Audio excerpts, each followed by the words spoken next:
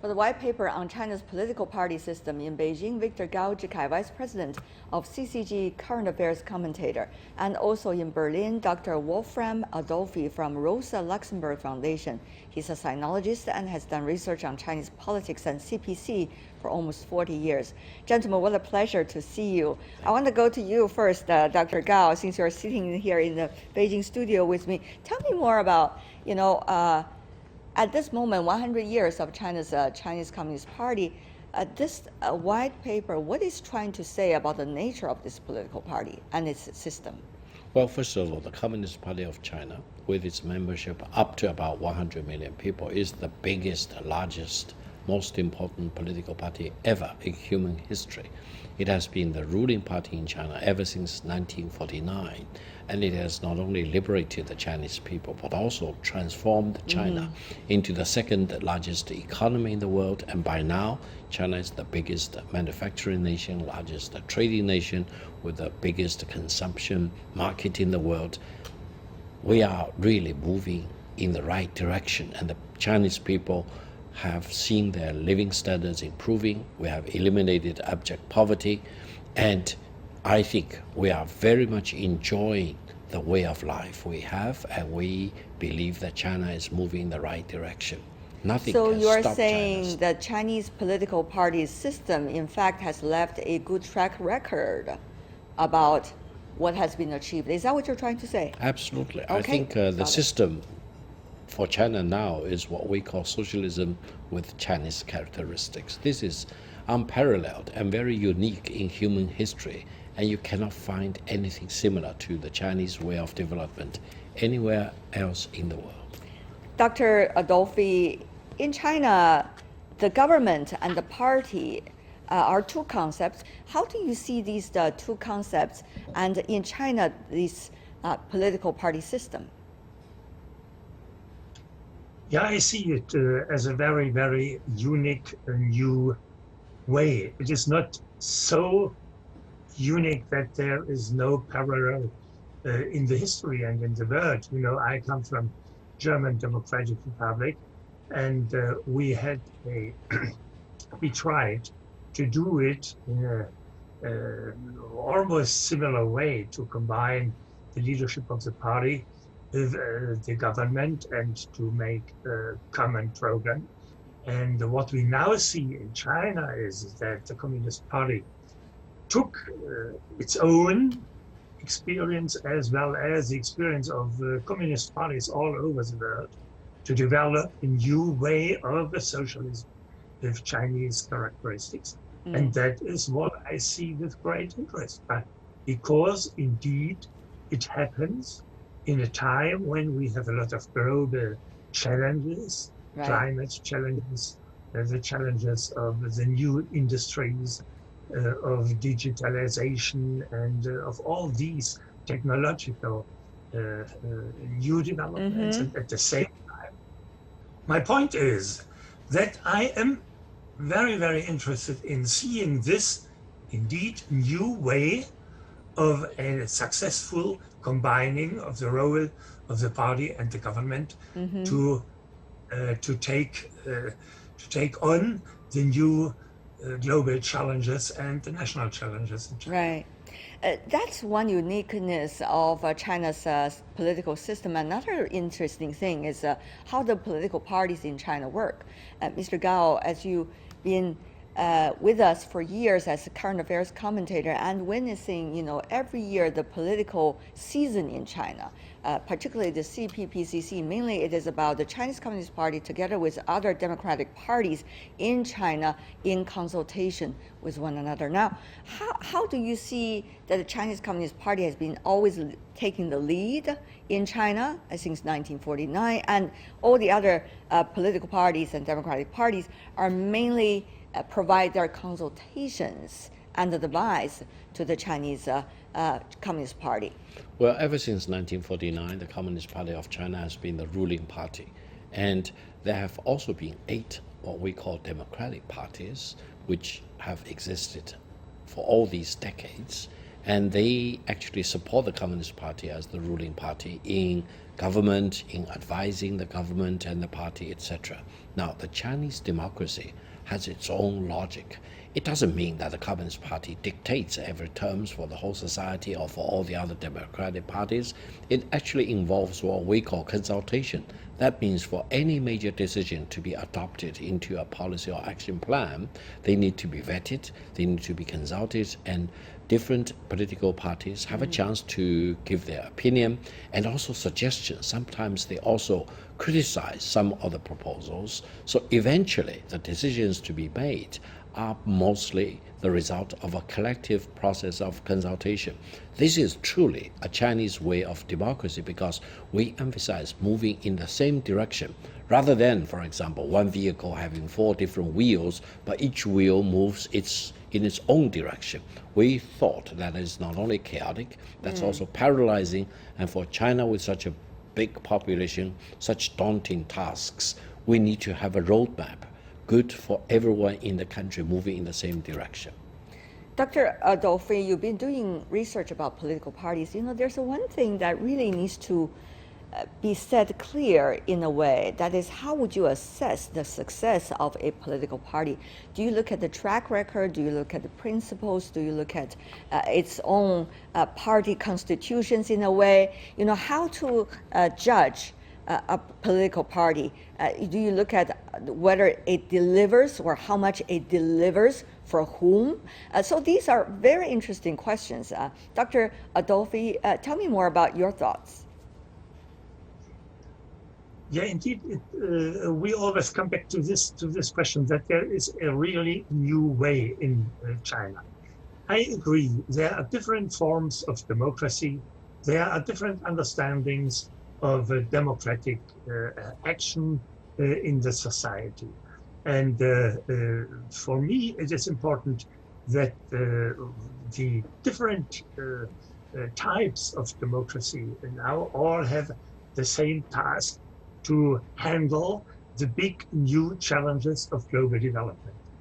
And we see that the Western type of democracy it is not successful enough to be to work in the whole world and to overcome the big difficulties of the world. And now there is this socialism of Chinese characteristics that shows that there can be another relation between the different parties and between the leadership of the Communist Party and the other parties, and to come into a general social understanding what's the best for the people. And but for me, of course, looking at it from Germany, there is not only the question what is the best for the Chinese people, but at the same time I'm interested in which global influence comes from this development, because we have these global problems and we look with a great interest what comes out internationally from this obviously successful development of the Chinese democratic system. We are seeing so many changes all at the same time, Dr. Gao. You earlier illustrated to us some of it, both the geopolitics and the technologies, and also the ways how different powers exert their influence in the world. Now, Dr. Gao, how do you see 100 years of Chinese Communist Party coincides with this dramatic change of the world? I think the world back in 1921 is unrecognizable from today's perspective. And I would say what we are thinking is for the coming 100 years, the world may change again, and China is changing. So we are talking about changes unheard of for at least 100 years. So this is revolutionary change in China, in the world history, in China's relations with the rest of the world, and China's relations with other major countries in the world. Now, we embrace such changes. I think ever since 1978, China's philosophy is that no one has any monopoly of truth. The real test of truth is practice. If you think you have a better version, come and test it. Prove to the people that it worked. And in China, I think the system of socialism with Chinese characteristics is really all embracive. Whatever works, whatever which can produce better results for the Chinese people can be incorporated in this Chinese version of socialism with Chinese characteristics. And the ultimate test is whether you can bring more butter and bread for the people. So I think how to improve the living standards of the people, how to make the people happier, how to make the environment better and clean, for example, that's the real test for China. So China is moving forward every day, So you're trying saying experiments. ideology is not that important, but rather materialistic achievement and pragmatic achievements, that's more important. Is that what you're trying to say, Now, Dr. Gao? I think in 1978, Deng Xiaoping came up with this emancipating view. Whether an ideology, for example, socialism is good or not, you need to test it. You need to experiment with it. And the ultimate test is whether that system or ideology worked for the benefit of the people. So in this spirit, I don't think the ideology is carved in stone. The ideology becomes an evolving process, Right. and it needs to be adapted to the changing circumstances and challenges. And the real test is always serving the people, improving the living standards of the people, make people happier. Well, whether it's black cat or a white cat, as long as it catches the mouse, it's a good cat. That has been a very interesting saying coming from Mr. Deng Xiaoping. And many have been using it as a joke, but actually they also respect the way this saying come into being. Dr. Adolphi, therefore I go to you. This pragmatism in Chinese politics, how much do you see that's also true in China's political party politics and history? Yeah, I guess the party now is trying to combine the two aspects, this pragmatism and the ideological background and the basics. I read with great interest, and I'm always interested in to find out when I read the speeches of the Chinese leaders, what they say about Marxism and what they say about the necessity to study and to develop Marxist thinking. And I think that is really a success to combine this thinking and to bring together the thoughts of Mao Zedong and the pragmatism and the theories of Deng Xiaoping, and to bring it together with today's new approaches to socialism with Chinese characteristics. Because this the thinking based on Marxist studies guarantees a continuity in building an ideological structure to create a foundation for pragmatic action today in national questions as well as in international relations. And this is something which is really what Mr. Gao said in the beginning, a unique development. We have nothing which can directly be compared with this development, and indeed, and really, this is something we from outside should see with a great interest and with a great willingness to learn from it, to learn about it, and to learn from it. Dr. Gao, we have seen throughout history, the Chinese Communist Party, within the party itself, has its democracy, and also has been, over the years, be able to, in retrospect, correct its mistakes and move on based on its lessons and experiences. How strong do you see this sense of nature is still with the Chinese Communist Party, and what does it mean for China's political party system? Well, I think if we bring a decency of the mind to look at the track record of China ever since 1978, we would have enough conviction to say that China has made mostly correct decisions in its economic development, transforming the country, etc. Now, the fact that China has made almost all the major decisions in the right way must be made in the process, and that process is what we call collective decision making. That is, in the early part of the decision making process, everyone, every unit, every province, every different leaders, for example, have their own input into the system.